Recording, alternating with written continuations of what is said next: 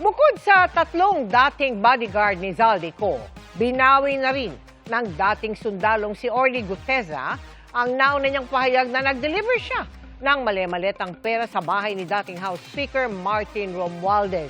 Ang sabi ni Guteza, sina Senador Dante Marcoleta at dating Congressman Mike Defensor ang nasa likod ng pagharap niya sa Senate hearing, kapalit ng pera at scholarship sa kanyang mga anak. Nakatutok si Maki Pulido. Exclusive! Unang lumabas sa publiko si Orly Guteza sa pagdinig ng Senate Blue Ribbon Committee kaugnay ng mga anomalya sa flood control projects noong Setyembre ng nakaraang taon. Sa kanyang testimonya, sinabi niyang bilang bodyguard ni dating Congressman Zaldico, tagahatid siya ng mali-maletang pera sa bahay ni dating House Speaker Martin Romualdez. Humigit kumulang 3 beses ako mismo ang nag-deliver ng basura sa bahay ni Congressman Zaldico at sa mga bahay ni Speaker Romualdez.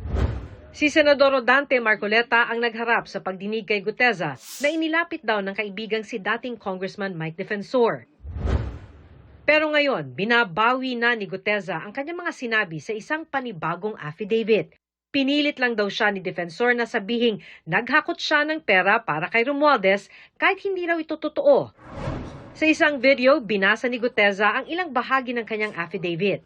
Sa isang Japanese restaurant malapit sa Senado, sinulat daw ang kanyang affidavit laman ng kwentong idinikta ni Defensor. Inayos pa raw ni Marcoleta ang draft na tinype ng manugang ni Defensor na si Mark. Sinimulan nga ni Senator Marcoleta ang basahin ang ginawa ni Mark na affidavit base sa sinabi ni former Congressman Mike na sabi niya, pare, ayusin ko ang Tagalog. Doon mismo sa harap ko, inaayos ni Senator Marcoleta ang affidavit na yun. Sabi ni former Congressman Mike Defensor, si Mark kasi di marunong mag-Tagalog.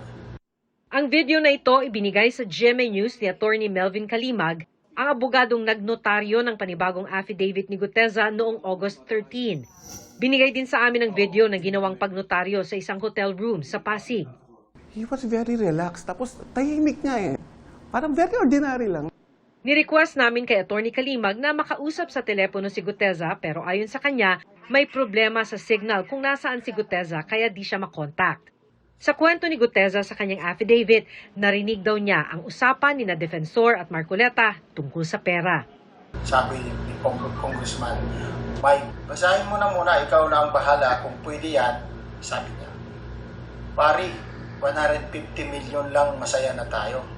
At nang matapos siyang basahin ng affidavit, sabi niya, ito na yung missing link na hinahanap natin kasi puro sila Zaldico at ikaw lang ang makapagbabanggit kay former Speaker Martin na di-deliver ng pera. Pinangakuan daw siya ng pera at scholarship sa mga anak. Pinilit niya sa akin na ako na lang sabay sabi na basahin mo lang basahin mo lang yan at mababayaran mo naman. Ako ay napilitan na sabihin para sa kanya, sige po sir, kung ito ang paraan para makatulong ako, gawa ko dyan sir. Kaya lang sir, inaalala ko lang ang pag-aaral ng mga anak ko. Nag-promise ng CAS at educational scholar si former Congressman Mike Defensor. Kinabukasan, bago sumalang sa Senate Blue Ribbon Committee hearing, kinausap pa raw siya ni Marcoleta at sinabihang huwag lilihis sa nakahandang affidavit. Kaya nang mag-adlib daw siya sa pagsalang sa hearing, napagalitan pa siya ni Marcoleta.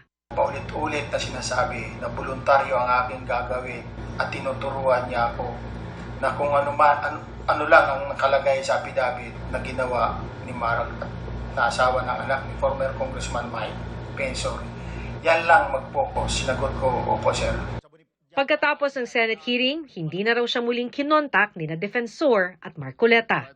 Doon ko natansya na ginamit lang talaga nila ako sapagkat huli na ang lahat ng mga pangyayari at ako'y lubos na nagsisisi. Sinusubukan pa naming kunan ng pahayag sina Marcoleta at Defensor. Ang binabawi ngayong salaysay ni Guteza, bahagi ng mga ebidensyang pinag-aaralan ng Ombudsman para sa posibleng isampang reklamo laban kay dating Speaker Romualdez. Bukod kay Guteza, nag-recant na rin ang 3 niyang kasamahang bodyguard na may affidavit na hawak ng ombudsman. Hiningan namin ng ombudsman ng reaksyon pati na kung ano ang epekto nito sa case build-up laban kay Romualdez. Pero hinihintay pa nilang magkakopya ng affidavit ni Guteza bago sila makapagbibigay ng komento. Maki Pulido, Nakatutok, 24 Oras.